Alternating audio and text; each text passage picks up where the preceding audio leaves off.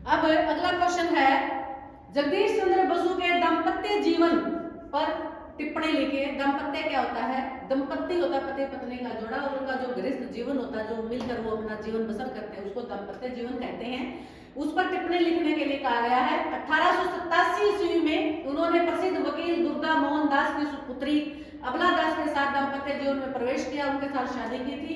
विवाह के समय उनकी पत्नी अबला दास मद्रास मेडिकल कॉलेज में चिकित्सा शास्त्र का प्रशिक्षण ले रही थी, किंतु इनकी जीवन संगनी बनने के लिए उन्होंने अपनी पढ़ाई बीच में ही छोड़ दी। अबला एक सुचरित्रा, समाज सेविका तथा परिश्रमी महिला थी। अपने दाम्पत्य जीवन में उन्हें एक तीव्र झटका लगा जब उनके प्रथम नवजात शिशु की मृत्यु हो गई थी। दूसरा क्वेश्चन है, जगदीश चंद्र बसु द्वारा विद्युत तरंग पर किए गए शोध पर प्रकाश डालें। जगदीश चंद्र बसु ने विद्युत तरंग पर बहुत महत्वपूर्ण उन्होंने शोध किए थे। सन 1885 में बसु ने शॉर्ट रेडियो तरंगों की भी खोज की थी। इन्होंने पटसन के सूक्ष्म रेशों जैसी सूक्ष्म सामग्री से विद्युत तरंगों के ध्रुवण को ग्रहण करने वाले उपकरण बनाने में भी सफलता प्राप्त की थी। उसकी सहायता से विद्युत उपकरण रिसीवर तैयार किया। उन्होंने अपने प्रयोगों द्वारा वायुमंडल में वायरलेस की तरंगों के अस्तित्व को सिद्ध किया।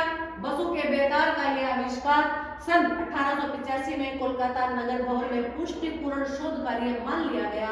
उन्होंने यह कार्य अपने स्वनिर्मित उपकरणों से विद्युत तरंगों को 2 कमरों की दीवार पार करके तीसरे कमरे में पहुंचाकर एक तोप व एक पिस्तौल चलाकर बारूद के ढेर में विस्फोट करके दिखाया। जगदीश चंद्र बसु पाठ से अगला क्वेश्चन है, जगदीश चंद्र बसु के पिता ने उन्हें अंग्रेजी माध्यम की बजाय बांग्ला व हिंदी की जानकारी रखने पर बल दिया था। क्यों दिया था?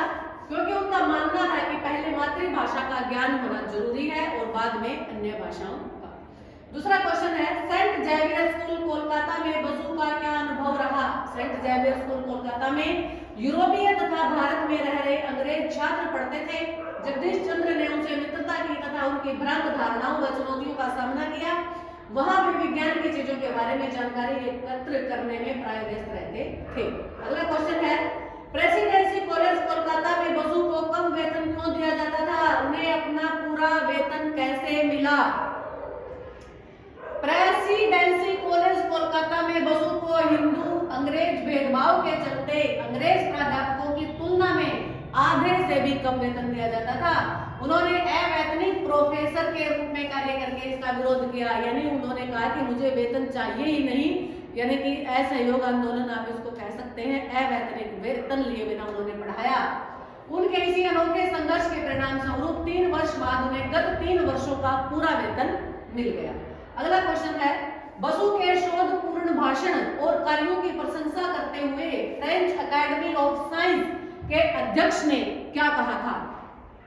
बसु के शोधपूर्ण भाषण और कार्यों की प्रशंसा करते हुए फ्रेंच अकेडमी ऑफ साइंस के अध्यक्ष ने कहा था कि आपको अपनी प्रजाति की परंपरा को पुनर्जीवित करने का प्रयास करना चाहिए, जो विज्ञान और कला की मिसाल थी। फ्रांस में हम सब आपकी प्रशंसा करते हैं और उत्तरोत्तर उन्नति करते रहने की कामना भी करते हैं। में आपका पाठ है 8वां, और जो कि महात्मा बुद्ध के ऊपर है। उसके क्वेश्चन आंसर हम देखते हैं यहाँ पर। महात्मा बुद्ध का जन्म कब और कहाँ हुआ? महात्मा बुद्ध का जन्म 562 ईस्वी पूर्व नेपाल की तराई में स्थित कपिलवस्तु के निकट लुम्बिनी नामक स्थान पर हुआ था। इनके बचपन का नाम क्या था? इनके बचपन का नाम सिद्धार्थ था। बुद्ध के माता पिता का क्या नाम था? माँ का नाम महामाया और पिता का नाम शुद्धोधन था। और शुद्धोधन शाक्य कुल में उत्पन्न एक बहुत बड़े राजा थे। जहाँ सिद्धार्थ को सत्य का ज्ञान हुआ वह स्थान कहाँ है और किस रूप में प्रसिद्ध है? जहाँ पर उनको सत्य का ज्ञान हुआ था वह स्थान बोध गया बिहार में है। आज यह स्थान विश्व की अमूल्य धरोहर के रूप में प्रसिद्ध है। जिस पीपल वृक्ष के नीचे उन्हें सत्य का बोध हुआ था वह बोधि वृक्ष के नाम से प्रसिद्ध आज भी बोध गया में स्थित है।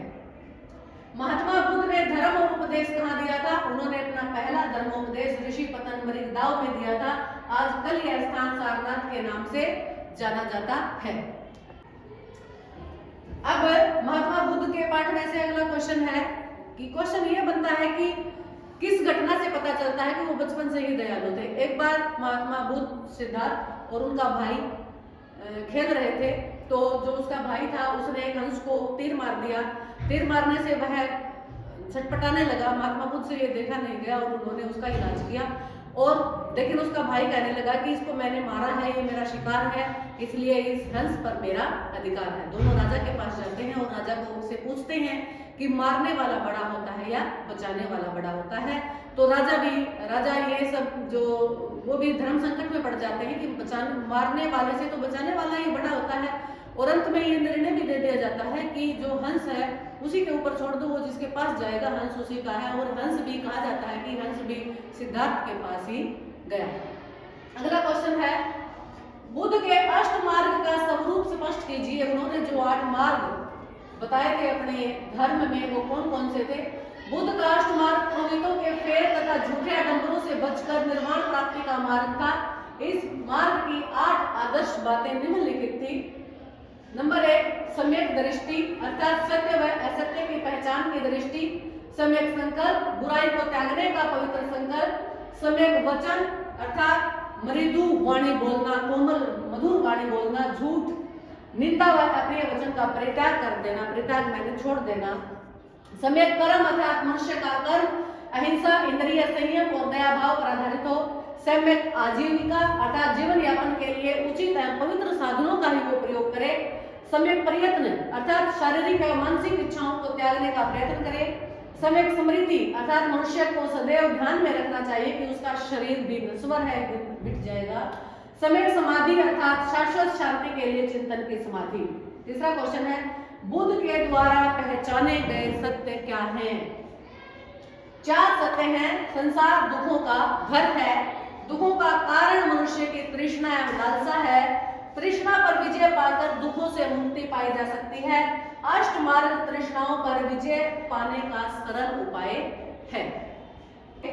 पाठ में से अगला क्वेश्चन है, महात्मा बुद्ध ने घर क्यों छोड़ा था? एक सन्यासी का खिला हुआ चेहरा देखकर सिद्धार्थ पर गर्भपात छोड़ने की धुन सवार हो गई। रोग, बुढ़ापे और मरण के दुखों से छुटकारे तथा शाश्वत शांति की खोज के लिए उस समय यही एक मार्ग माना जाता था। विवाह के 13 वर्ष बाद उनके यहाँ पुत्र हुआ। घर में खूब खुशियां मनाई गई, उत्सव मनाए गए। लेकिन सिद्धार्थ को यह खटका सदा लगा रहता था कि इस सुख का क्या ठिकाना है। आज है कल नहीं होगा, इसलिए वह ऐसे सुख की खोज में थे जो सदैव एक सा बना रहे। इसी शाश्वत सुख की खोज में वे एक रात अपनी पत्नी और पुत्र को सोया हुआ महल में छोड़ करके चले गए सन्यासी बनने के लिए। अगला क्वेश्चन है, मध्यम मार्ग से क्या अभिप्राय है? महात्मा बुद्ध के अनुसार जीवन में एक मार्ग अत्यंत विलास का है और एक अत्यधिक तप का है। उनके अनुसार एक तीसरा मध्यम मार्ग भी है जो न अत्यंत विलास का है और न अत्यंत तप का है, बल्कि दोनों के बीच का ही वह मार्ग उनका देखा हुआ है।